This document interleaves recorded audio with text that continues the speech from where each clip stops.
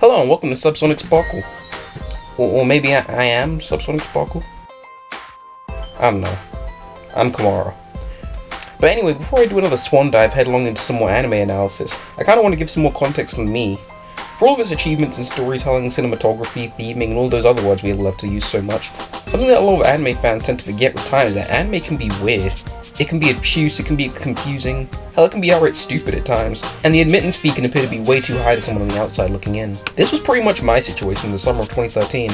Anime had been something I was acutely aware of, but had no idea how to go about getting into. And with such a seemingly incoherent consensus regarding what's great and what's terrible, it was a scene I was pretty content to ignore.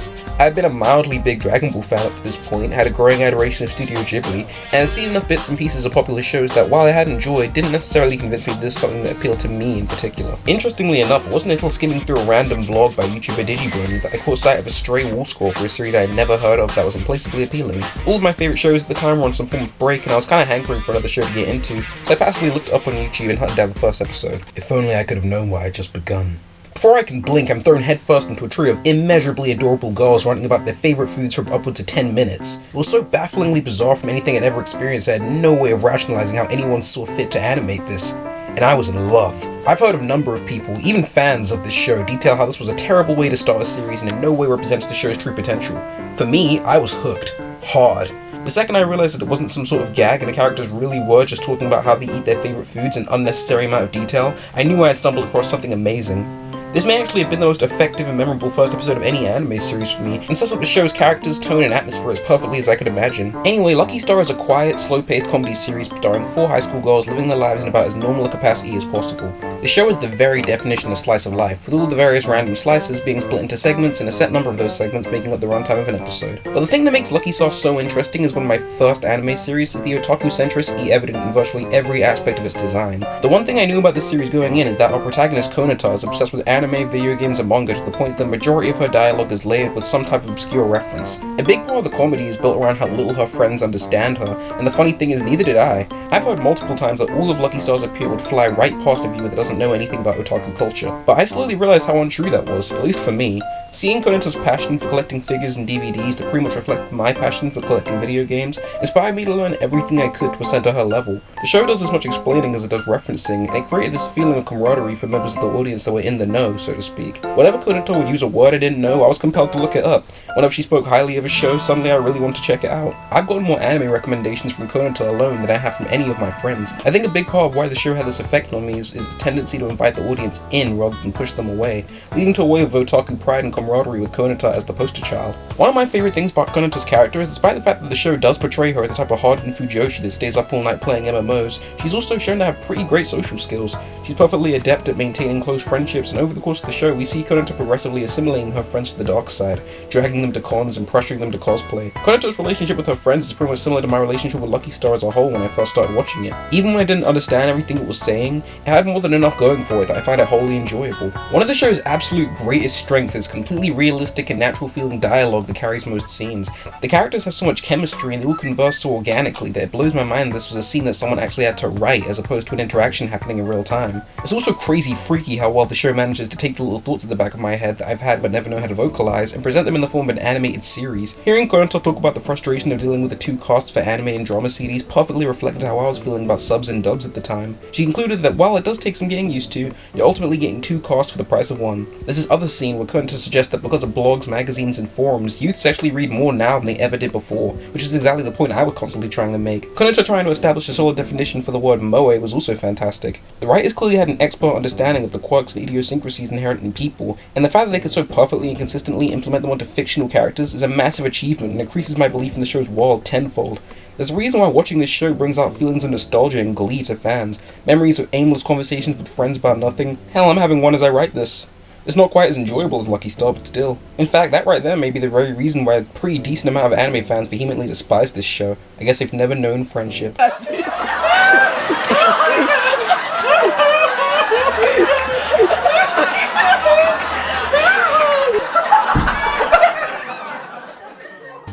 There is something inherently soothing about this kind of experience. It's pretty much the same with the psychological effects that Let's Plays and podcasts have on viewers, and just like Let's Plays and podcasts, I don't think a show like this would really work without interesting people to carry it, especially after seeing so many other similar shows try to recapture the show's magic and failing. The characters in Lucky Star are by no means the most deep, complicated, or interesting people in anime history, but I think it's narrow-minded to consider them shallow by any means, and do so will be ignoring so many aspects of what can make characters engaging. The girls in this show are thoroughly and consistently characterized, have fantastic chemistry, memorable character designs, and different comedic highlights. I've always been a huge fan of shows that can realistically depict friendship, while also managing to make all the characters feel individual. For a while, my favorite character was Tsukasa, whose constant failing only gets more and more brutal. But by the end of the show, I found myself completely in love with Kagami.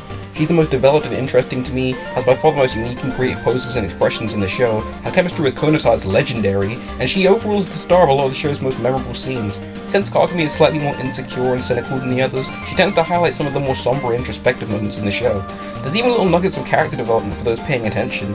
At the beginning of the series, Kagami is shown to outright dislike Konata, and denounces her scummy otaku ways openly, but throughout the series, Kagami gradually lowers her guard and becomes more better acquainted to Konata's obsession, also showing some of her own interests. There's this great scene in the middle of the series where Konata and Tsukasa find themselves completely unfulfilled while Kagami is hanging out with some other friends, illustrating the subtle change in the group's dynamic. Again, these aren't characters that demand your attention with wacky gimmicks and catchphrases, but rather characters built from simple concepts but developed with enough detail to make them memorable.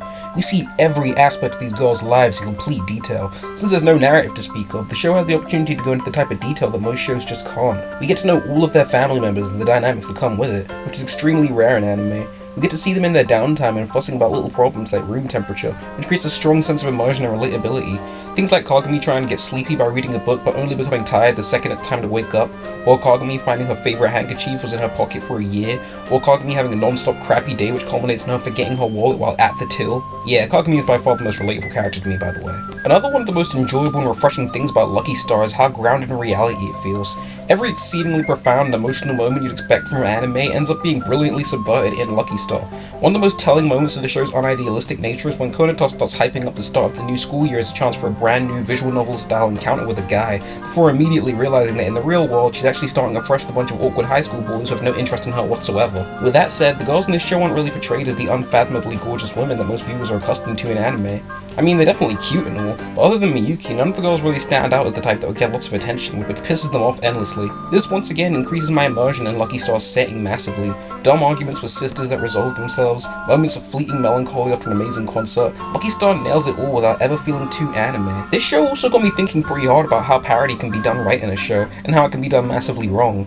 Parody is the blood that runs through Lucky Star's veins, and the script is so dense with callbacks and shoutouts that there are pretty comprehensive online guides trying to decipher every single reference. This is most noteworthy in the Lucky Channel segment after each episode, which is definitely the most adult and self-referential part of the show. Watching an animated Minoru Shiraishi make a case why it's blasphemous to consider Kagami a run-of-the-mill tsundere, or Akira spitefully calling Tsukasa a droopy-eyed moe blob adds an extra layer of self-awareness to the already masterfully meta series. Watching Konata criticize the Haruhi ending just as harshly as fans did was also brilliant, considering Kyoto Animation themselves made that show only a year earlier. By the way, Konata, you're wrong, that episode was awesome. Watching Konata watch her voice actress Aya Hirano perform her character's song from Haruhi may be the most mind-blowingly meta thing I've ever put to animation. Anyway, my point is that with every parody and callback, I can feel the creator's incredible love for anime culture, and how much of that love was poured back into the series. And I imagine watching this show in 2007 was a revelation, since every joke and quip would have been particularly relevant. The equal level of passion for otakuism that both the people making and watching Lucky Star feel creates a massive sense of camaraderie that exponentially increases my adoration of the show. Then there's cheap, cynical garbage like The Big Bang Theory that uses nerd culture as a consistent punchline to point the finger of judgment at society's supposed biggest outcast. Every tired, meaningless reference to something the writers assume nerds like is so worn-thin that instead of inviting you in, it separates the audience into opposing fragments. The people that think they're above the main characters, and the people who sheepishly admit the shame that is relating to them in some degree. Every character's development involves them distancing themselves from their nerdy roots as much as possible, and finding women that can teach you the ways of the civilized man. That show is cancer, and watching it is bad for you. But enough about them. Ain't nobody got time for that. Art and animation, Lucky Star is gorgeous. All of the characters and settings have a fantastic hand-drawn aesthetic with an awesome Crayola-like palette. The show creatively prevents the audience becoming bored with the sight of girls talking, with occasional hyper-detailed shots of passerbys, dead cicadas, scenery, the works. Kyoane has become massively acclaimed over the years for their incredible attention to detail that makes their characters and settings feel so real, but this may be the show that kicked off the reputation for producing some of anime's greatest visual masterpieces. Lucky Star's big moments are made that much more engaging thanks to the production values, particularly in its dedication to a joke. But one of the most impressive aspects of the show's visuals to me are how well it can communicate replicate a scene's tone with its shading and lighting effects, making the more melancholic and even touching scenes that much more effective than they would have been otherwise. The character designs are fantastic and kind of iconic at this point. The show put a lot of priority on giving everyone unique and detailed outfits, which for me is always a good thing, and I've always been a huge fan of how expressive all of the expressions are. The soundtrack fits the show like a glove, with 1 or 2 tracks being one of my all-time favorites in anime. All enhances the already perfect tone and establishes a real cinema to Lucky Star that is unique. They're the type of fun, bubbly tracks that remind you of your youth and help you see the simple beauty and mundanity. Man, the more I think about it, the more I realize how much I care about it. There's just not that much to complain about with this show. I mean, if I had to force myself to find something to pick on, at the halfway point of the show, Konata's cousin joins, along with a new batch of freshmen. These girls aren't nearly as fun or memorable as the originals. I mean, I don't dislike any of them, but they just can't match the chemistry of the main girls, which makes sense considering they've known each other for much less time, but also means they're nowhere near as fun to watch. The new girls are mostly defined by about 1 or 2 traits that don't make them that particularly interesting as people. Also, introducing 2 new otaku girls to join Konata was a weird decision, and sort of numbed the idea that Konata is the standout nerd in the show. But still, these aren't big complaints in the slightest, and I definitely think the second half of the show is better anyway, so whatever. When I finished Lucky Star within the span of a few days during that fateful summer, I immediately declared it to be my favorite anime of all time. And while I don't really feel that way anymore, I still love this series to death. Every aspect of the show ends up being more than the sum of its parts entirely due to fantastic execution. To paraphrase one of my favorite readings on the show, by Daria Morgendorfer, Lucky Star is so thorough in its shallowness that it somehow transforms into depth. 2 years and hundreds of anime later, I still find this show is massively entertaining, even more so than it used to be now that I can actually understand the jokes, and it still has a very special place in my anime list. It's also proven itself over the years to be one of the most rewatchable anime I've ever seen. I can watch any episode of Lucky Star at any time without having to worry about arcs. I actually find that I prefer the English dub of the show, which is exceptionally rare for me. The dialogue's been spiced up, everyone suits the characters perfectly and brings something unique to their role, and Konata once again shared a voice actress with Haruhi, this time Wendy Lee. One thing, however, that Lucky Star does that literally no other anime can do for me is somehow make me forget that snobby, bitter, egotistical, evil anime fans exist. The anime community collapses into itself and all is right with the world, if just for a moment. When I watch the show, I'm taken back to where I was when I first watched it. No mal reviews, no 4chan, no unwarranted opinions from anyone other than myself. Just me and the show. Pure bliss.